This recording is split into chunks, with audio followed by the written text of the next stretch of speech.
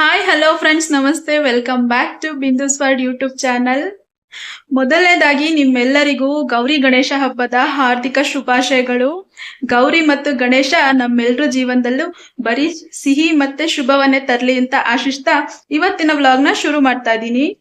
ನಮ್ಮನೇಲಿ ಬೆಳಗ್ಗೆನೆ ಪೂಜೆ ಎಲ್ಲ ಮುಗೀತು. ಜೊತೆಗೆ ನಮ್ ಕಡೆ ತನಿ ಮಾಡ್ತೀವಿ ಗಣೇಶ ಚತುರ್ಥಿ ದಿನ, ಅಂದ್ರೆ ನಾಗರ ತನಿ ಮಾಡ್ತೀವಿ.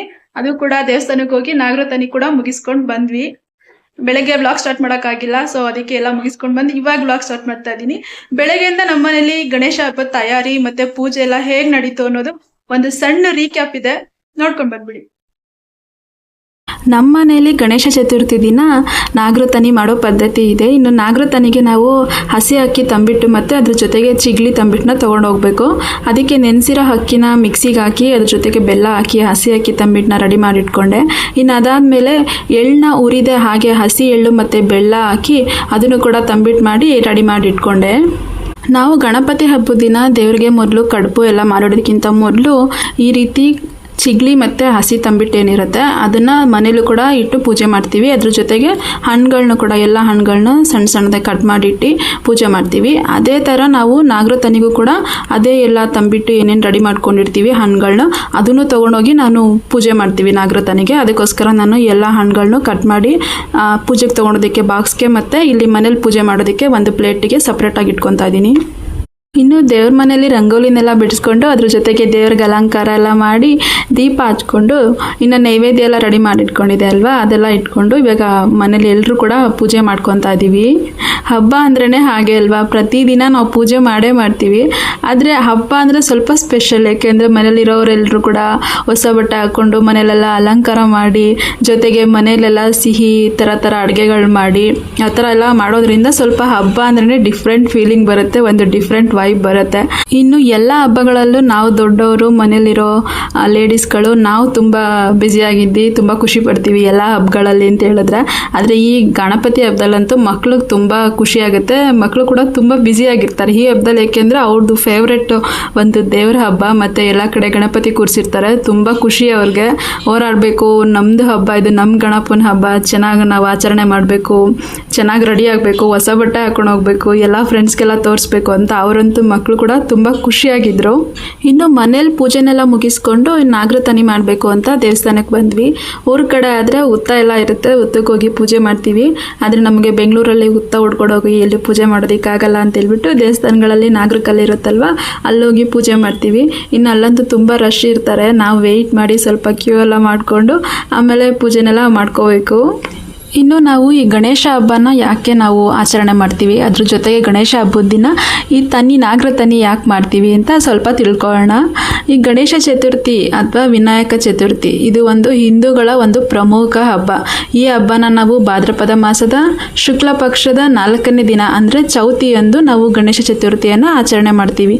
ಈ ಹಬ್ಬನ ನಾವು ವಿಶೇಷವಾಗಿ ಗಣೇಶನ ಒಂದು ಜನ್ಮದಿನದ ಸಲುವಾಗಿ, ಗಣೇಶನದು ಏನು ಹುಟ್ಟು ಹಬ್ಬ ಇರುತ್ತೆ ಅದ್ರ ಸಲುವಾಗಿ ನಾವು ಈ ಗಣೇಶ ಚತುರ್ಥಿಯನ್ನು ಆಚರಣೆ ಮಾಡ್ತೀವಿ.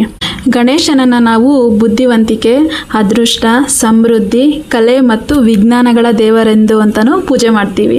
ಗಣೇಶನನ್ನು ನಾವು ಇನ್ನೊಂದು ಹೆಸರಿಂದನೂ ಕೂಡ ಕರಿತೀವಿ, ಅಂದರೆ ವಿಘ್ನ ನಿವಾರಕ. ವಿಘ್ನ ನಿವಾರಕ ಅಂದರೆ ಎಲ್ಲ ವಿಘ್ನಗಳನ್ನು ನಿವಾರಿಸೋನು, ಅಡೆತಡೆಗಳನ್ನೆಲ್ಲ ನಿವಾರಿಸೋನು ಅಂತ ಅರ್ಥ. ಇನ್ನು ಗಣಪತಿ ಹಬ್ಬದಲ್ಲಿ ಗಣೇಶನನ್ನು ಮನೆ ಮತ್ತು ಸಾರ್ವಜನಿಕ ಸ್ಥಳಗಳಲ್ಲಿ ಮಣ್ಣಿನ ಮೂರ್ತಿಯ ರೂಪದಲ್ಲಿ ಪ್ರತಿಷ್ಠಾಪನೆ ಮಾಡ್ತೀವಿ. ಅದ್ರ ಜೊತೆಗೆ ಗಣೇಶನಿಗೆ ಪ್ರಿಯವಾದ ಮೋದಕ, ಲಡ್ಡು, ಕಡುಬು, ಹಣ್ಣುಗಳು, ಸಿಹಿ ತಿನಿಸುಗಳನ್ನೆಲ್ಲ ಗಣೇಶನಿಗೆ ಅರ್ಪಿಸಿ 3 ರಿಂದ 10 ದಿನಗಳವರೆಗೆ ಗಣೇಶನಿಗೆ ವಿಶೇಷವಾದ ಪೂಜೆ ಮಾಡ್ತೀವಿ. ಅದಾದಮೇಲೆ ಅಂತಿಮವಾಗಿ ಗಣೇಶನನ್ನು ಕೆರೆ, ನದಿ, ಸಮುದ್ರ ಈ ಥರ ನೀರುಗಳಿರುವಂಥ ಸ್ಥಳಗಳಲ್ಲಿ ಗಣೇಶನ ವಿಸರ್ಜನೆ ಮಾಡಿ ಗಣಪತಿ ಹಬ್ಬನ ಮುಕ್ತಾಯ ಮಾಡ್ತೀವಿ. ಇನ್ನು ವಿಶೇಷವಾಗಿ ಗಣಪತಿ ಹಬ್ಬದಲ್ಲಿ ನಾಗರತನಿನ ಯಾಕೆ ಮಾಡ್ತೀವಿ ಅಂತ ತಿಳ್ಕೋಬೇಕು ಅಂತ ಹೇಳಿದ್ರೆ, ನಾನು ಆಗಲೇ ನನ್ನ ಲಾಸ್ಟ್ ವಿಡಿಯೋದಲ್ಲಿ, ನನ್ನ ಹಿಂದಿನ ವಿಡಿಯೋದಲ್ಲಿ ಗಣಪತಿ ಯಾಕೆ ಭೂಮಿಗೆ ಬರ್ತಾರೆ ಅನ್ನೋದು ಒಂದು ಪುರಾಣಗಳಲ್ಲಿ ಏನು ಉಲ್ಲೇಖ ಇದೆ ಅಂತ ಆ ಕಥೆನ ಹೇಳಿದ್ದೀನಿ. ಯಾರಾದರೂ ನೋಡಿಲ್ಲ ಅಂತ ಹೇಳಿದ್ರೆ ಲಾಸ್ಟ್ ವಿಡಿಯೋ ನೋಡ್ಕೊಂಬನ್ನಿ, ಆದರೂ ನಿಮಗೆ ಕತೆ ಗೊತ್ತಾಗುತ್ತೆ ಗಣಪತಿ ಯಾಕೆ ಭೂಮಿಗೆ ಬರ್ತಾರೆ ಅಂತ. ಅದರ ಕಂಟಿನ್ಯೂಷನ್ ನಾನು ಇವಾಗ ಹೇಳ್ತೀನಿ. ಗಣಪತಿ ಭೂಮಿಗೆ ಬಂದು ಪೂಜೆನೆಲ್ಲ ಮುಗಿಸ್ಕೊಂಡು ವಾಪಸ್ ಕೈಲಾಸಕ್ಕೆ ಹೋಗ್ಬೇಕಾದ್ರೆ ನಾವು ಏನು ಗಣಪತಿಗೆ ಕಡುಬು, ಮೋದಕ, ಲಡ್ಡುಗಳನ್ನೆಲ್ಲ ಮಾಡಿಟ್ಟು ಪೂಜೆ ಮಾಡಿರ್ತೀವಲ್ವ ಅದನ್ನೆಲ್ಲ ಚೆನ್ನಾಗಿ ಹೊಟ್ಟೆ ಬೇರೆಯವರೆಗೂ ತಿಂದು ಜೊತೆಲೂ ಕೂಡ ತಗೊಂಡು ವಾಪಸ್ ಕೈಲಾಸಕ್ಕೆ ಹೋಗ್ತಾ ಇರ್ತಾರಂತೆ. ಆ ಸಮಯದಲ್ಲಿ ಗಣಪತಿ ಜಾರ್ ಬಿದ್ದು ಗಣಪತಿ ಹೊಟ್ಟೆ ಹೊಡೆದೋಗುತ್ತಂತೆ. ಅದ್ರ ಜೊತೆಗೆ ಕಡುಬು ಎಲ್ಲ ಏನು ತೊಗೊಂಡೋಗಿರ್ತಾರೆ ಅದೆಲ್ಲ ಚೆಲ್ಲೋಗ್ಬಿಡುತ್ತಂತೆ.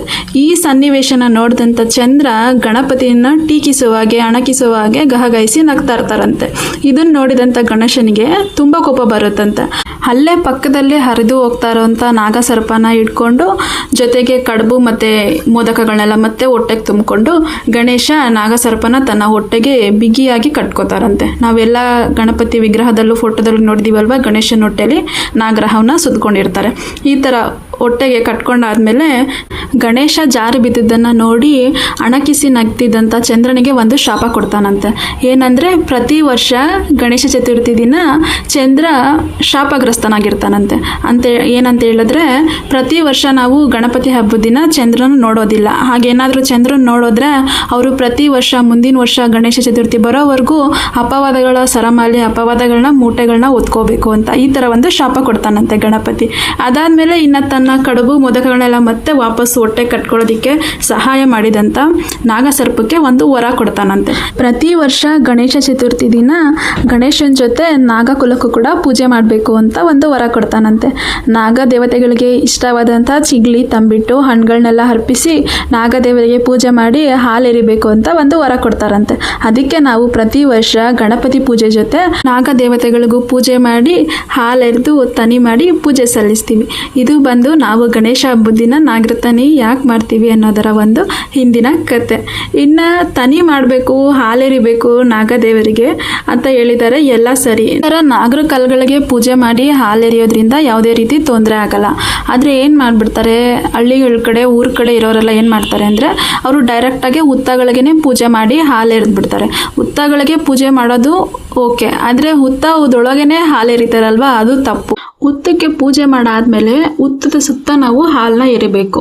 ಇದರಿಂದ ಹುತ್ತದ ಸುತ್ತ ವಾತಾವರಣ ಏನಿರುತ್ತೆ ಅದು ತಂಪಾಗಿರುತ್ತೆ, ಒಳಗಿರೋ ಜಂತುಗಳಿಗೆ ಅವು ತಣ್ಣಗಿರುತ್ತೆ ಅನ್ನೋದಕ್ಕೋಸ್ಕರ ಹುತ್ತಕ್ಕೆ ಹಾಲೆರಿಬೇಕು ಅಂತ ಹೇಳ್ತಾರೆ. ಆದರೆ ನಾವು ಹುತ್ತದೊಳಗೇನೆ ಹಾಲು ಹಾಕ್ಬಿಟ್ರೆ ಒಳಗಿರೋ ಜಂತುಗಳು ಕ್ರಿಮಿಗಳಿಗೆ ಅವಕ್ಕೆ ತೊಂದರೆ ಆಗುತ್ತೆ, ಉಸಿರು ಕಟ್ಟೋ ಥರ ಆಗುತ್ತೆ. ನಾವು ಒಂದು ಪುಣ್ಯದ ಕೆಲಸ ಮಾಡೋಕ್ಕೋಗಿ ಪೂಜೆ ಮಾಡಿ ಇನ್ನೊಂದು ಪಾಪಗಳನ್ನ ಕಟ್ಕೊಳ್ಳೋವಾಗುತ್ತೆ. ಸೊ ಅದಕ್ಕೆ ಯಾರು ಹುತ್ತದೊಳಗೆ ಹಾಲೆರಿಬೇಡಿ, ಹುತ್ತದ ಸುತ್ತ ಹಾಲೆರಿರಿ. ಇನ್ನು ನಾಗರ ಪೂಜೆನೆಲ್ಲ ಮುಗಿಸ್ಕೊಂಡು ಅಲ್ಲೇ ಗಣಪತಿ ದೇವಸ್ಥಾನ ಇತ್ತು, ಇನ್ನು ದೇವಸ್ಥಾನಕ್ಕೆ ಹೋಗಿ ಅರ್ಚನೆ ಪೂಜೆನೆಲ್ಲ ಮುಗಿಸ್ಕೊಂಡು ಇನ್ನು ಹಲವಾರು ದೇವ್ರುಗಳಿದೆ ಇಲ್ಲಿ, ಆ ದೇವ್ರುಗಳ ದರ್ಶನ ಎಲ್ಲ ಮಾಡಿಕೊಂಡು ವಾಪಸ್ ಮನೆಗೆ ಬಂದ್ವಿ. ನಾವು ಉಪವಾಸ ಇದ್ದು ಗಣಪತಿ ಪೂಜೆ ಮಾಡೋದ್ರಿಂದ ನಾಗ ಚತುರ್ಥಿ ಮಾಡೋದ್ರಿಂದ ತಿಂಡಿ ಏನು ಮಾಡಿಟ್ಟಿರಲಿಲ್ಲ. ಇನ್ನು ವಾಪಸ್ ಮನೆಗೆ ಬಂದು ಎಮರ್ಜೆನ್ಸಿಗಾಗೋದು ಪುಳಿಯೋಗರೆ ಒಂದೇನೆ, ಇನ್ನು ಪುಳಿಯೋಗರೆನ ಮಾಡಿಕೊಂಡು ತಿಂಡಿ ಎಲ್ಲ ಮುಗಿಸ್ಕೊಂಡ್ವಿ. ಇನ್ನು ಗಣಪತಿ ಹಬ್ಬ ಅಂತ ಹೇಳಿದ್ರೆ ನಮ್ಗೆ ವಿಶೇಷವಾಗಿ ನೆನಪರೋದೆ ನಮಗೆ ಕಡುಬು. ಇನ್ನು ಮನೇಲಿ ಕಡುಬು ಮಾಡಲೇಬೇಕಲ್ವ ಗಣಪತಿ ಹಬ್ಬಕ್ಕೆ. ಇವತ್ತಂತೂ ನಾನೊಂದು ಡಿಫ್ರೆಂಟ್ ಸ್ಟೈಲಲ್ಲಿ ಕಡುಬು ಮಾಡೋಣ ಅಂತ ಹೇಳ್ಬಿಟ್ಟು ಮೊದಲು ಕಡುಬಿಗೆ ಬೇಕಾಗಿರೋ ಹೂರ್ಣನ ರೆಡಿ ಮಾಡ್ಕೊತಾ ಇದ್ದೀನಿ. ಬಾಣಲಿ ಇಟ್ಕೊಂಡು ಅದಕ್ಕೆ ಸ್ವಲ್ಪ 1 ಸ್ಪೂನಷ್ಟು ತುಪ್ಪ ಹಾಕಿ 1 ಕಪ್ ತೆಂಗಿನ ತುರಿ ಹಾಕ್ಬಿಟ್ಟು ಸ್ವಲ್ಪ ಎಲ್ಲ ಡ್ರೈ ಆಗೋವರೆಗೂ, ಹಸಿ ಇರುತ್ತಲ್ವ ತೆಂಗಿನಕಾಯಿ ತುರಿ ಅದೆಲ್ಲ ಡ್ರೈ ಆಗಲಿ ಅಂತ ಹುರ್ಕೊತಾ ಇದ್ದೀನಿ. ಅದಾದಮೇಲೆ ನಾನಿಲ್ಲಿ 1 ಕಪ್ ತೆಂಗಿನ ತುರಿಗೆ ಅರ್ಧ ಕಪ್ಪಷ್ಟು ಬೆಲ್ಲದ ಪುಡಿನ ಯೂಸ್ ಮಾಡ್ತಾ ಇದ್ದೀನಿ. ಅದನ್ನು ಹಾಕ್ಕೊಂಡು ಸ್ವಲ್ಪ ಹುರ್ಕೊಬೇಕು. ಇದನ್ನು ಮಿಠಾಯಿ ಥರ ಜಾಸ್ತಿ ಹುರ್ಕೊಳ್ಳೋಂಗಿಲ್ಲ. ನಾನು ಏನು ಮಾಡಿದ್ದೆ ಅಂತ ಹೇಳಿದ್ರೆ ಇವತ್ತು ಸ್ವಲ್ಪ ಜಾಸ್ತಿ ಹುರ್ಕೊಂಡ್ಬಿಟ್ಟಿದ್ದೆ, ಅದು ಗಟ್ಟಿ ಆಗಿಬಿಡ್ತು. ನಾನು ಕಡುಬು ಮಾಡೋಷ್ಟರಲ್ಲಿ ಅದೇನಿದೆ ಮಿಕ್ಸ್ಚರು ಹೂರ್ಣದ ಮಿಕ್ಸ್ಚರು ಅದು ಗಟ್ಟಿ ಆಗಿಬಿಟ್ಟಿತ್ತು. ಅದಕ್ಕೆ ಅದನ್ನು ಜಾಸ್ತಿ ಹುರ್ಕೊಳ್ಳೋಗಿಲ್ಲ, ಸ್ವಲ್ಪ ಹುರ್ಕೊಂಡ್ರೆ ಸಾಕು. ಕಾಯಿ ಬೆಲ್ಲ ಹೊಂದ್ಕೊಂಡು 1-2 ನಿಮಿಷ ಹುಡ್ಕೊಂಡ್ರೆ ಈ ಕಡುಬಿಗೆ ಬೇಕಾಗಿರೋ ಹೂರ್ಣ ರೆಡಿ ಆಗಿಬಿಡುತ್ತೆ. ಇವಾಗ ಏಲಕ್ಕಿ ಹಾಕ್ಕೊಂಡು ಫೈನಲ್ ಆಗಿ ಮಿಕ್ಸ್ ಮಾಡಿ ಕಡುಬಿಗೆ ಬೇಕಾಗಿರೋ ಹೂರ್ಣನ ರೆಡಿ ಮಾಡಿ ಇಟ್ಕೊಂಡೆ. ನಾನು ಮೊದಲೇ ಹೇಳೋದ್ನಲ್ವ ಸ್ವಲ್ಪ ಡಿಫ್ರೆಂಟ್ ಸ್ಟೈಲಲ್ಲಿ ಇವತ್ತು ಕಡುಬು ಮಾಡ್ತಾ ಇದ್ದೀನಿ ಅಂತ ಹೇಳ್ಬಿಟ್ಟು. ನಾವು ಮೊದಲು ಕಡುಬೆಲ್ಲ ಹೇಗೆ ಮಾಡ್ತಿದ್ವಿ ಅಂದರೆ ಮುದ್ದೆ ಮಾಡ್ಕೊತೀವಲ್ಲ ಹಾಗೆ ನೀರನ್ನ ಬಿಸಿ ಕಾಯೋದಕ್ಕೆ ಇಟ್ಕೊಂಡು ಸ್ವಲ್ಪ ಉಪ್ಪು ಹಾಕಿ ಅಕ್ಕಿ ಹಿಟ್ಟು ಹಾಕ್ಕೊಂಡು ಮುದ್ದೆ ಥರ ಜಡ್ಕೊಂಡು ಕಡುಬನ್ನ ಮಾಡ್ಕೊತಿದ್ವಿ ಹೊತ್ಕೊಂಡು. ಆದರೆ ಇವಾಗ ಸ್ವಲ್ಪ ಡಿಫ್ರೆಂಟಾಗಿ ಟ್ರೈ ಮಾಡೋಣ ಅಂತ ಹೇಳ್ಬಿಟ್ಟು ನಾನು ಅಕ್ಕಿನ 1 ಗ್ಲಾಸ್ ಅಕ್ಕಿನ 3-4 ಅವರ್ ನೆನೆಸಿಟ್ಕೊಂಡಿದ್ದೆ. ಆ ನೆನೆಸಿರೋ ಅಕ್ಕಿನ ಮಿಕ್ಸಿ ಜಾರ್ಗೆ ಹಾಕ್ಕೊಂಡು ಅದಕ್ಕೆ ಸ್ವಲ್ಪ ಉಪ್ಪು, ಸ್ವಲ್ಪ ತೆಂಗಿನಕಾಯಿ ತುರಿ, ಸ್ವಲ್ಪ ನೀರು ಹಾಕಿ ಅದನ್ನು ನುಣ್ಣಗೆ ಫುಲ್ ನೈಸ್ ಆಗೋವರೆಗೂ ರುಬ್ಕೊತಾ ಇದ್ದೀನಿ. ನಾವೇನು ದೋಸೆ ಹಿಟ್ಟಿಗೆ ನೈಸಿಗೆ ರುಬ್ತೀವಲ್ವ ಆ ರೀತಿ, ಆದರೆ ದೋಸೆ ಹಿಟ್ಟಷ್ಟು ನೀರು ಹಾಕೊಳ್ಳೋಂಗಿಲ್ಲ, ಸ್ವಲ್ಪ ನೀರು ಹಾಕ್ಕೊಂಡು ನೋಡಿ ಕನ್ಸಿಸ್ಟೆನ್ಸಿ ಇವಾಗ ಗೊತ್ತಾಗ್ತಾ ಇದೆ. ಈ ಥರ ನೈಸಾಗಿ ರುಬ್ಕೊಂಡು ಅದನ್ನು ಒಂದು ಬೌಲ್ಗೆ ಹಾಕಿ ಇಟ್ಕೊತಾ ಇದ್ದೀನಿ. ನಾನಿವತ್ತು ಬಾಳೆ ಎಲೆನ ಯೂಸ್ ಮಾಡಿಕೊಂಡು ಕಡುಬು ಮಾಡ್ತಾ ಇರೋದು. ಅದಕ್ಕೆ ಬಾಳೆ ಎಲೆಲ್ಲ ಚಿಕ್ಕದಾಗಿ ಪೀಸ್ ಮಾಡಿ ಇಟ್ಕೊಂಡಿದ್ದೀನಿ. ಅದಕ್ಕೆ ಸ್ವಲ್ಪ ತುಪ್ಪ ಹಾಕ್ಕೊಂಡು ಬಾಳೆ ಎಲೆಗೆಲ್ಲ ಸವರ್ಕೊತಾ ಇದ್ದೀನಿ, ಏಕೆಂದರೆ ಕಡುಬು ಅಂಟ್ಕೋಬಾರ್ದಲ್ವ. ಈ ರೀತಿ ತುಪ್ಪ ಹಾಕೊಳ್ಳೋದ್ರಿಂದ ಬಾಳೆ ಎಲೆಗೆ ನಾವು ಕಡುಬು ಅಂಟ್ಕೊಳ್ಳೋದಿಲ್ಲ. ಅದ್ರ ಜೊತೆಗೆ ನಾವು ಬೇಯಿಸಿದಾದ್ಮೇಲೆ ಆದಮೇಲೆ ಅದನ್ನು ತಗೊಳ್ಳೋದಕ್ಕೂ ತುಂಬ ಈಸಿ ಆಗುತ್ತೆ. ಇನ್ನು ತುಪ್ಪ ಎಲ್ಲ ಹಚ್ಕೊಂಡಾದ್ಮೇಲೆ ನಾವು ಏನು ಹಿಟ್ಟು ರೆಡಿ ಮಾಡ್ಕೊಂಡಿದ್ದೀವಲ್ವ, ಅಕ್ಕಿ ಹಿಟ್ಟು ರುಬ್ಬಿಟ್ಕೊಂಡಿದ್ದೀವಲ್ವ, ಅದನ್ನು ಸ್ವಲ್ಪನೇ ಹಾಕಿ ಬಾಳೆ ಎಲೆಗೆ ಸ್ಪ್ರೆಡ್ ಮಾಡಬೇಕು. ಸ್ವಲ್ಪ ರೌಂಡಿಗೆ ನಮಗೆ ಕಡುಬು ದೊಡ್ಡದು ಬೇಕಾದ್ರೆ ಅದನ್ನು ದೊಡ್ಡದು ಶೇಪ್ ಮಾಡ್ಕೋಬೋದು, ಇಲ್ಲ ಚಿಕ್ಕ ಚಿಕ್ಕ ಕಡುಬು ಬೇಕು ಅಂದರೆ ಅದನ್ನು ಚಿಕ್ಕ ಚಿಕ್ಕ ಶೇಪ್ ಮಾಡಿಕೊಂಡು ಎಲ್ಲ ಎಲೆಗೂ ಅಕ್ಕಿ ಹಿಟ್ಟು ಹಚ್ಕೊಂಡಾದ್ಮೇಲೆ ಕಡುಬಿಗೆ ಅಂತ ಹೇಳ್ಬಿಟ್ಟು ಮೊದಲೇ ಹೂರ್ಣನ ರೆಡಿ ಮಾಡಿ ಇಟ್ಕೊಂಡಿದ್ದೀನಲ್ವ, ಆ ಹೂರ್ಣನೆಲ್ಲ ನಾನು ಅಕ್ಕಿ ಹಿಟ್ಟು ಮಧ್ಯದಲ್ಲಿ ಇಟ್ಕೊತಾ ಇದ್ದೀನಿ. ನಾನು ಮೊದಲೇ ಹೇಳ್ದೆ ಅಲ್ವಾ, ಸ್ವಲ್ಪ ಕಾಯಿ ಬೆಲ್ಲ ಉರಿಬೇಕಾದ್ರೆ ಜಾಸ್ತಿ ಹುರಿದ್ಬಿಟ್ಟಿದ್ದೀನಿ, ಗಟ್ಟಿ ಆಗಿಬಿಟ್ಟಿದೆ ಅಂತ. ನೋಡಿ ಈ ಥರ ಆಗಿಬಿಟ್ಟಿದೆ, ಅದಕ್ಕೆ ನಾನು ಸ್ವಲ್ಪ ರೋಲ್ ಮಾಡಿ ಹಾಕ್ಕೊತಾ ಇದ್ದೀನಿ. ಇದನ್ನೆಲ್ಲ ಸ್ವಲ್ಪ ಹುರಿದಿದ್ರೆ ನಾವು ಸ್ಪೂನ್ ಸಹಾಯದಿಂದ ಸ್ವಲ್ಪ ಶೇಪ್ಗೆ ಹಾಕ್ಕೊಂಡು ಇಟ್ಕೋಬೋದಿತ್ತು. ಜಾಸ್ತಿ ಹುರಿದಿರೋದ್ರಿಂದ ನಾನು ರೋಲ್ ಮಾಡಿ ಇಟ್ಕೊತಾ ಇದ್ದೀನಿ. ಇನ್ನು ಮಧ್ಯ ಹೂರ್ಣ ಎಲ್ಲ ಇಟ್ಕೊಂಡಾದ್ಮೇಲೆ ಈ ಥರ ಜಸ್ಟ್ ನಾವು ಅದೇನು ಎಲೆ ಇದೆ ಅದನ್ನು ಈ ಥರ ಫೋಲ್ಡ್ ಮಾಡಿಕೊಂಡ್ರೆ ಸಾಕು, ಚೆನ್ನಾಗಿ ಬರುತ್ತೆ, ಟೇಸ್ಟ್ ಕೂಡ ಚೆನ್ನಾಗಾಗುತ್ತೆ. ನಾವು ಎಲೆ ಯೂಸ್ ಮಾಡ್ಕೊಂಡು ಮಾಡೋದ್ರಿಂದ ಫ್ಲೇವರ್ ಕೂಡ ತುಂಬ ಚೆನ್ನಾಗಿರುತ್ತೆ. ಇನ್ನು ಕಡುಬಿಗೆ ಹೊತ್ತಿ ಮಾಡಬೇಕು ಅನ್ನೋದೇನು ಟೆನ್ಷನ್ ಇಲ್ಲ, ಈ ರೀತಿ ಈಸಿಯಾಗಿ ಮಾಡ್ಬೋದು. ಟೇಸ್ಟ್ ಕೂಡ ಸಖತ್ತಾಗಿ ಬರುತ್ತೆ. ನಾವು ಮಾಮೂಲಿ ಕಡುಬು ತಿಂತೀವಲ್ವ ಅದೇ ರೀತಿಯೇ ಇರುತ್ತೆ. ಜಾಸ್ತಿ ಒತ್ತಿ ಅದನ್ನು ಅಕ್ಕಿ ಹಿಟ್ಟನ್ನೆಲ್ಲ ಬೇಯಿಸ್ಕೊಂಡು ಮಾಡೋದಕ್ಕಿಂತ ಈ ರೀತಿ ಸಿಂಪಲಾಗಿ ಈಸಿಯಾಗಿ ಮಾಡ್ಕೋಬೋದು, ಬೇಗ ಆಗುತ್ತೆ. ಆದರೆ ಅಕ್ಕಿನ ಮೊದಲೇ 3 ಇಂದ 4 ಅವರ್ ನೆನೆಸಿಟ್ಕೊಂಡಿರ್ಬೇಕಷ್ಟೆ. ಇವಾಗ ನಾನು ಸ್ಟವ್ ಮೇಲೆ ಒಂದು ಪಾತ್ರೆ ಇಟ್ಕೊಂಡು ಅದಕ್ಕೆ ನೀರು ಹಾಕಿ ಸ್ವಲ್ಪ ಉಳಿದಿರೋ ಬಾಳೆ ಎಲೆನೆಲ್ಲ ಹಾಕಿದ್ದೀನಿ, ಫ್ಲೇವರ್ ಚೆನ್ನಾಗಿ ಬರುತ್ತೆ ಬೇಯ್ಬೇಕಾರೆ ಅಂತೇಳಿ ಇಟ್ಬಿಟ್ಟು, ಅದ್ರ ಜೊತೆಗೆ ನಾನು ಒಂದು ಸ್ಟೈನರ್ಗೆಲ್ಲ ಇಟ್ಕೊಂಡಿದ್ದೆ ಅಲ್ವಾ, ಸೊಪ್ಪಿಸ್ತಾರಲ್ಲ ಆ ಥರ ಒಂದು ಸ್ಟೈನರ್ಗೆಲ್ಲ ಇಟ್ಕೊಂಡು ಅದನ್ನು ಬೇಯಕ್ಕೆ ಇಟ್ಕೊಂಡಿದ್ದೀನಿ. ಒಂದು 15 ನಿಮಿಷ ಬೇಯಿಸ್ಕೊಂಡ್ರೆ ಕಡುಬು ರೆಡಿ ಆಗುತ್ತೆ. ಇನ್ನು ಗಣೇಶನಿಗೆ ಇನ್ನೊಂದು ಪ್ರಿಯವಾದ ಪ್ರಸಾದ ಅಂತ ಹೇಳಿದ್ರೆ ಕಡಲೆಕಾಳು ಉಸ್ಲಿ. ನಾನಿವಾಗ ಕಡಲೆಕಾಳು ಉಸ್ಲಿ ಮಾಡೋದಕ್ಕೆ 8 ಅವರ್ ನೆನೆಸಿಟ್ಕೊಂಡಿರೋ ಕಡಲೆಕಾಳನ್ನ ಸ್ವಲ್ಪ ನೀರು ಉಪ್ಪಾಕಿ 4 ವಿಜಿಲ್ ಕೂಗಿಸ್ಕೊಂಡು ಇಟ್ಕೊಂಡಿದ್ದೀನಿ. ಇನ್ನು ಮಿಕ್ಸಿ ಜಾರಿಗೆ ಸ್ವಲ್ಪ ತೆಂಗಿನಕಾಯಿ ತುರಿ, ಕೊತ್ತಂಬರಿ ಸೊಪ್ಪು, ಹಸಿಮೆಣಸಿನ್ಕಾಯಿ, ಶುಂಠಿ, ಸ್ವಲ್ಪ ಉಪ್ಪು ಹಾಕಿದ್ದೀನಿ, ಏಕೆಂದರೆ ಕಾಳು ಬೇಯಿಸ್ಬೇಕಾದ್ರೂ ಕೂಡ ಉಪ್ಪು ಹಾಕಿರ್ತೀವಿ. ಸ್ವಲ್ಪ ಉಪ್ಪು, ಸ್ವಲ್ಪ ಅರಿಶಿನ ಹಾಕಿ ನೀರು ಹಾಕ್ತೇನೆ ರುಬ್ಬಿ ಮಸಾಲೆ ರೆಡಿ ಮಾಡಿ ಇಟ್ಕೊಂಡಿದ್ದೀನಿ. ಇನ್ನು ಒಗ್ಗರಣೆ ಮಾಡೋದಕ್ಕೆ ಸ್ಟವ್ ಮೇಲೆ ಒಂದು ಬಾಣಲಿ ಇಟ್ಕೊಂಡು ಅದಕ್ಕೆ ಸ್ವಲ್ಪ ಎಣ್ಣೆ ಹಾಕಿ ಸ್ವಲ್ಪ ಸಾಸಿವೆ, ಕಡಲೆಬೇಳೆ, ಉದ್ದಿನಬೇಳೆ, ಸ್ವಲ್ಪ ಕರಿಬೇವಿನ ಸೊಪ್ಪು ಹಾಕಿ ಸ್ವಲ್ಪ ಹಿಂಗೆ ಹಾಕಬೇಕು, ಏಕೆಂದರೆ ಕಡಲೆಕಾಳಲ್ಲಿ ವಾಯು ಇರೋದ್ರಿಂದ ಸ್ವಲ್ಪ ಹಿಂಗೆ ಹಾಕಿ ಒಗ್ಗರಣೆ ಮಾಡಿಕೊಂಡು ನಾವು ಮೊದಲೇ ರುಬ್ಬಿಟ್ಕೊಂಡಿರೋ ಮಸಾಲೆನ 1-2 ನಿಮಿಷ ಚೆನ್ನಾಗಿ ಹಸಿ ಇರೋದ್ರಿಂದ ಅದು ಸ್ವಲ್ಪ ಹಸಿ ವಾಸನೆಲ್ಲ ಹೋಗೋವರೆಗೂ 1-2 ನಿಮಿಷ ಚೆನ್ನಾಗಿ ಹುರ್ಕೊಂಡು ಅದಾದಮೇಲೆ ಬೇಯಿಸಿ ಇಟ್ಕೊಂಡಿರೋ ಕಡಲೆಕಾಳು ಹಾಕ್ಕೊಂಡು ಅದನ್ನು ಕೂಡ 1-2 ನಿಮಿಷ ಚೆನ್ನಾಗಿ ಹುರ್ಕೊಂಡು ಲಾಸ್ಟಲ್ಲಿ 1 ನಿಂಬೆ ಹಣ್ಣು ಹಾಕ್ಕೊಂಡ್ರೆ ಕಡಲೆಕಾಳು ಉಸ್ಲಿ ರೆಡಿ ಆಗುತ್ತೆ. ಇನ್ನು ಕಡಲೆಕಾಳು ಉಸ್ಲಿನೆಲ್ಲ ಒಗ್ಗರಣೆ ಮಾಡ್ಕೊಳ್ಳೋಷ್ಟರಲ್ಲಿ ಕಡುಬು ಕೂಡ ಚೆನ್ನಾಗಿ ಬೆಂದಿತ್ತು. 15 ನಿಮಿಷ ಹೈ ಫ್ಲೇಮ್ನಲ್ಲೇ ಬೇಯಿಸಿದ್ದೆ, ಚೆನ್ನಾಗಿ ಕಡುಬು ಬೆಂದಿತ್ತು. ಅದನ್ನೆಲ್ಲ ಒಂದು ತಟ್ಟೆಗೆ ಎಲೆಯಿಂದ ತೆಗೆದು ಎತ್ತಿಟ್ಕೊತಾ ಇದ್ದೀನಿ. ನೋಡಿ ಎಷ್ಟು ಈಸಿಯಾಗಿ ಎಲೆಯಿಂದ ಬರ್ತಾ ಇದೆ, ಸ್ವಲ್ಪನೂ ಅಂಟ್ಕೋತಾನೋ ಇಲ್ಲ, ಏನೂ ಇಲ್ಲ. ಈಸಿಯಾಗಿ ಅದನ್ನು ಎಲೆಯಿಂದ ನಾವು ರಿಮೂವ್ ಮಾಡಿ ಸಪ್ರೇಟಾಗಿ ಎತ್ತಿಟ್ಕೋಬೋದು. ಟೇಸ್ಟ್ ಕೂಡ ತುಂಬಾ ಚೆನ್ನಾಗಿತ್ತು, ಸಖತ್ತಾಗಿತ್ತು ಟೇಸ್ಟು. ನೀವು ಒಂದ್ಸತಿ ಮನೇಲಿ ಟ್ರೈ ಮಾಡಿ ನೋಡಿ.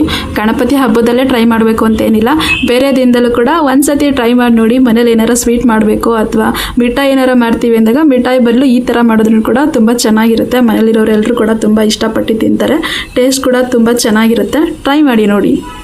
ಇನ್ನು ಗಣಪತಿಗೆ ಅಂತ ಹೇಳ್ಬಿಟ್ಟು ಕಡುಬು ಮಾಡಿದ್ಮೇಲೆ ಫಸ್ಟ್ ಗಣಪತಿಗೆ ನೈವೇದ್ಯವಾಗಿಡಬೇಕಲ್ವ, ಅದಕ್ಕೆ ಒಂದು ತಟ್ಟೆಗೆ ನಾನು ಕಡುಬು, ಕಡಲೆ ಹುಸ್ಲಿ ಮತ್ತು ಕೋಸಂಬರಿನ ಪ್ರಸಾದವಾಗಿ ಮಾಡಿದ್ದೆ. ಅದನ್ನೆಲ್ಲ ಬಡಿಸ್ಕೊಂಡು ದೇವರಿಗೆ ಫಸ್ಟ್ ನೈವೇದ್ಯವಾಗಿಟ್ಟು ಪೂಜೆ ಮಾಡ್ಕೊಳ್ಳೋಣ ಅಂತ ಹೇಳ್ಬಿಟ್ಟು ದೇವ್ರಿಗಿಟ್ಟು ಪೂಜೆ ಮಾಡಿ ಒಂದು ಆರತಿ ಕೂಡ ಮಾಡಿಕೊಂಡೆ. ನೋಡಿ ಯೋಗರಾಜ ಕ್ಲೇನ ಯೂಸ್ ಮಾಡಿಕೊಂಡು ಗಣಪತಿ ಮಾಡ್ತಾ ಇದ್ದಾನೆ. ಒಂದು ಗಣಪತಿ ಆಲ್ರೆಡಿ ರೆಡಿ ಮಾಡಿ ಇಟ್ಟಿದ್ದಾನೆ, ಇವಾಗ ಇನ್ನೊಂದು ರೆಡಿ ಮಾಡ್ತಾ ಇದ್ದಾನೆ. ಏನು ಮಾಡ್ತಿದ್ದೀಯ ಯೋಗರಾಜ? ಗಣೇಶ ಮಾಡ್ತಿದ್ದೀನಿ. ಹಾಂ, ಗಣೇಶ ಆಯ್ತಾ ಮಾಡಿ? ಮಾಡ್ತಿದ್ದೀನಿ. ರೆಡಿ ಆಯಿತು. ರೆಡಿ ಆಯಿತಾ? ತೋರಿಸು ಸ್ವಲ್ಪ ನಿನ್ನ ಗಣಪತಿ ಹೇಗಿದೆ ನೋಡೋಣ. ನೈಸ್. ಅದು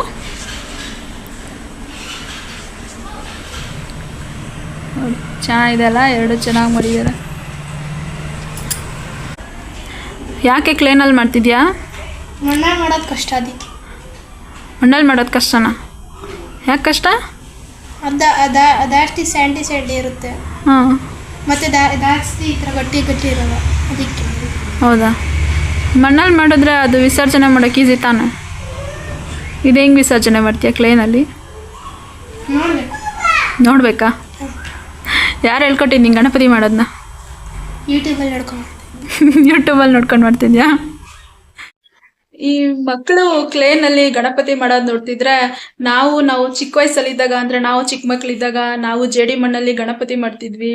ನಾವೇ ಫ್ರೆಂಡ್ಸ್ ಎಲ್ಲ ಸೇರ್ಕೊಂಡು ಚಿಕ್ಕ ಮಕ್ಳು ಫ್ರೆಂಡ್ಸ್ ಎಲ್ಲ ಸೇರ್ಕೊಂಡು ಅದನ್ನ ಒಂದು ಚಪ್ರ ತರ ಹಾಕ್ಬಿಟ್ಟು ಸಣ್ಣದಾಗಿ ಮನೆಯಿಂದ ಏನೇನು ಅಪ್ಪ ಅಮ್ಮ ಎಲ್ಲ ಏನೇನ್ ಮಾಡಿರ್ತಾರೆ, ನಮ್ ಮನೇಲಿ ಏನೇನ್ ಹಬ್ಬಕ್ಕೆ ತಿಂಡಿ ತಿನ್ಸ್ಗಳ್ ಮಾಡಿರ್ತಾರೆ ಅದನ್ನೆಲ್ಲ ಇಟ್ಬಿಟ್ಟು ಗಣಪತಿ ಮುಂದೆ ಪೂಜೆ ಮಾಡ್ತಿದ್ವಿ.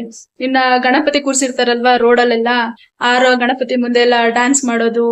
ಮತ್ತೆ ಅಲ್ಲಿ ಮೆರವಣಿಗೆಗೆ ಹೋದಾಗ ಫುಲ್ ಜೋಶಿಂದ ಅಂದ್ರೆ ಗಣಪತಿ ವಿಸರ್ಜನೆ ಮಾಡಕ್ ಹೋಗ್ತಾರಲ್ವಾ, ಆ ಟೈಮಲ್ಲಿ ಫುಲ್ ಜೋಶಿಂದ ಹೋಗೋದು. ವಿಸರ್ಜನೆ ಮಾಡಿ ಬರ್ಬೇಕಾರೆ ಫುಲ್ ಗಣಪತಿನ ಬಿಟ್ಬಿಟ್ವಲ್ಲ ನೀರೊಳಗಡೆ, ಬಿಟ್ಬಿಟ್ ಬರ್ತಾ ಇದೀವಲ್ಲ ನೀರೊಳಗಡೆ ಅಂತ ಒಂದು ಬೇಜಾರ್ ಮಾಡ್ಕೊಂಡ್ ಬರೋದು ಎಲ್ಲ ತುಂಬಾ ನೆನ್ಪುಗಳು ಬರುತ್ತೆ ಈ ಗಣಪತಿ ಹಬ್ಬ ಅಂತ ಹೇಳಿದ್ರೆ. ಯಾಕೆಂದ್ರೆ ನಾವು ಇವಾಗ ನಮ್ಮ ಮಕ್ಳು ಆತರ ಲೈಫ್ಗಳನ್ನೆಲ್ಲ ಎಂಜಾಯ್ ಮಾಡೋದು ಸ್ವಲ್ಪ ಆತರ ನಾವು ಏನೇನು ನೋಡಿದ್ವಿ ನಮ್ಮ ಜನರೇಷನ್ ಅಲ್ಲಿ ಆತರ ಎಲ್ಲ ನೋಡೋಕೆ ಕಮ್ಮಿ ಇವಾಗ ಸಿಗೋದು. ಯಾಕೆಂದ್ರೆ ಇವಾಗ ಗಣಪತಿ ಕೂರ್ಸೋದೇ ಕಮ್ಮಿ ಆಗ್ಬಿಟ್ಟಿದೆ ಹೇಳ್ಬೇಕು ಅಂತ ಹೇಳಿದ್ರೆ. ತುಂಬಾ ಕಡೆ ಗಣಪತಿ ಕೂರ್ಸ್ತಾನೆ ಇಲ್ಲ, ಯಾಕೆಂದ್ರೆ ಎಲ್ಲಾ ಕಡೆ ಸ್ಟ್ರಿಕ್ಟ್ ಆಗಿ ಫಾಲೋ ಮಾಡಿದ್ದಾರೆ. ಗಣಪತಿನ ಕೂರ್ಸೋಗಿಲ್ಲ, ಹಾಗೇನಾರ ಕೂರ್ಸೋಗಿದ್ರೆ ಪರ್ಮಿಷನ್ ತಗೊಂಡ್ ಕೂರ್ಸ್ಬೇಕು ಅಂತ ಹೇಳ್ಬಿಟ್ಟು. ಅದಕ್ಕೆ ನಮ್ಮಿದ್ದಾಗ ಚೆನ್ನಾಗಿತ್ತು. ಒಂದೊಂದು ರೋಡಲ್ಲಿ ಅಂದ್ರೆ ಒಂದೊಂದ್ ಸ್ಟ್ರೀಟ್ ಅಲ್ಲಿ ಒಂದೊಂದ್ ರೋಡ್ಗೂ ಒಂದೊಂದು ಎರಡೆರಡು ಗಣಪತಿ ಕೂರಿಸ್ತಿದ್ರು. ನಾವು ಗಣಪತಿ ಹಬ್ಬ ಸಂಜೆ ದಿನ ಎಷ್ಟ್ ಗಣಪತಿ ನೋಡ್ತೀವಿ, ನಮ್ ಫ್ರೆಂಡ್ಸ್ ಗಳು ಎಷ್ಟ್ ಗಣಪತಿ ನೋಡ್ತಾರೆ, ಆಮೇಲೆ ಎಷ್ಟು ಗಣಪತಿಗೆ ಹೋಗಿ ಅಕ್ಷತೆ ಹಾಕ್ಬಿಟ್ಟು ಬರ್ತೀವಿ. ನಾಳೆ ಹೋಗಿ ಸ್ಕೂಲಲ್ಲಿ ಇಡೋದು ನಾವ್ ಇಷ್ಟ್ ಗಣಪತಿ ನೋಡಿದ್ವಿ ಗಣಪತಿ ಹಬ್ಬ ದಿನ ಅಂದ್ರೆ 108 ಗಣಪತಿ ನೋಡ್ಬೇಕು ಅಂತ ಹೇಳ್ತಾರಲ್ಲ, ಆತರ ಮಿನಿಮಮ್ 7, 8, 21, 108 ಅದು ಕಾಂಪಿಟೇಷನ್ ಮೇಲೆ ನೋಡ್ಕೊಂಡ್ ಬರ್ತಿದ್ರಿ. ಅದೆಲ್ಲ ನಮ್ಮ ಮಕ್ಳಿಗೆ, ಇವಾಗಿನ ಮಕ್ಳಿಗೆ ಅದೆಲ್ಲ ಗೊತ್ತೂ ಇಲ್ಲ, ಅದ್ರ ಬಗ್ಗೆ ಪರಿಚಯನೂ ಇಲ್ಲ, ಮಾಹಿತಿ ಕೂಡ ಇಲ್ಲ. ಮತ್ತೆ ನಾವು ಡ್ಯಾನ್ಸ್ ಮಾಡ್ತಿದ್ವಿ. ಇವಾಗ ನಾನು ಭರತನಾಟ್ಯ ಕಲ್ತಿದ್ದೆ. ಅಂದ್ರೆ ನಮ್ಮ ಕನಕಪುರದಲ್ಲಿ ವಿಜಯಲಕ್ಷ್ಮಿ ಮ್ಯಾಮ್ ಅಂತ ಭರತನಾಟ್ಯ ಟೀಚರ್ ಇದಾರೆ, ಅವ್ರ ಹತ್ರ ಭರತನಾಟ್ಯಕ್ಕೆ ಹೋಗ್ತಾ ಇದೆ. ಅಲ್ಲಿ ಸ್ಕೂಲಲ್ಲಿ ಆ ಭರತನಾಟ್ಯ ಕ್ಲಾಸಿಂದ ಏನ್ ಮಾಡ್ತಿದ್ರು, ನಮ್ಮ ಕನಕಪುರದಲ್ಲೇ ಒಂದು ವಿದ್ಯಾ ಗಣಪತಿ ಮಂದಿರ ಅಂತ ಇದೆ, ಅದು ಚೌಟ್ರಿ ಕೂಡ ಜೊತೆಗೆ ದೇವಸ್ಥಾನ ಕೂಡ. ನಾವು ಸಣ್ಣವರಿದ್ದಾಗ ಇಡೀ ನಮ್ ಕನಕಪುರದಲ್ಲಿ ದೊಡ್ಡ ಗಣಪತಿ ಕೂರಿಸ್ತಾ ಇದ್ದಿದ್ದು ಆ ದೇವಸ್ಥಾನದಲ್ಲೇನೆ. ಅಲ್ಲಿ ಪ್ರತಿ ವರ್ಷ ಒಂದೊಂದು ಭರತನಾಟ್ಯ ಡ್ಯಾನ್ಸ್ ಪ್ರಾಕ್ಟೀಸ್ ಮಾಡಿ ಅಲ್ಲಿ ಡ್ಯಾನ್ಸ್ ಪರ್ಫಾರ್ಮೆನ್ಸ್ ಕೊಡ್ತೀವಿ. ಎಲ್ಲ ತುಂಬಾ ಚೆನ್ನಾಗಿತ್ತು, ತುಂಬಾ ನೆನಪಾಗುತ್ತೆ ಅದೆಲ್ಲ ಇವಾಗ. ಓಕೆ, ತುಂಬಾ ಮಾತಾಡ್ತಾ ಇದೀನಿ ಅನ್ಸುತ್ತೆ. ಓಕೆ, ವಿಡಿಯೋ ತುಂಬಾ ಲೆಂತ್ ಆಗ್ತಾ ಇದೆ. ಈ ವಿಡಿಯೋನ ಇಲ್ಲಿಗೆ ಎಂಡ್ ಮಾಡ್ತಾ ಇದೀನಿ. ನಮ್ಮ ಮನೇಲಿ ಗಣಪತಿ ಹಬ್ಬ ಹೇಗೆಲ್ಲ ಸೆಲೆಬ್ರೇಟ್ ಮಾಡಿದ್ವಿ, ಹೇಗೆಲ್ಲ ಪೂಜೆ ತಯಾರಿ ಎಲ್ಲ ಹೇಗಿತ್ತು ಅಂತ ನೋಡಿದ್ರಿ. ನಿಮ್ಗೆಲ್ಲ ಈ ವಿಡಿಯೋ ಇಷ್ಟ ಆಗಿದೆ ಅಂತ ಅನ್ಕೊಂತೀನಿ. ವಿಡಿಯೋ ಇಷ್ಟ ಆಗಿದ್ರೆ ವಿಡಿಯೋಗೊಂದು ಲೈಕ್ ಮಾಡಿ, ವಿಡಿಯೋ ಹೇಗಿತ್ತು ಅಂತ ಕಮೆಂಟ್ ಮಾಡಿ, ತಪ್ಪದೆ ಸಬ್ಸ್ಕ್ರೈಬ್ ಕೂಡ ಮಾಡಿ. ಮತ್ತೆ ಮುಂದಿನ ವಿಡಿಯೋದಲ್ಲಿ ಸಿಗೋವರೆಗೂ take care, bye bye, thank you for watching.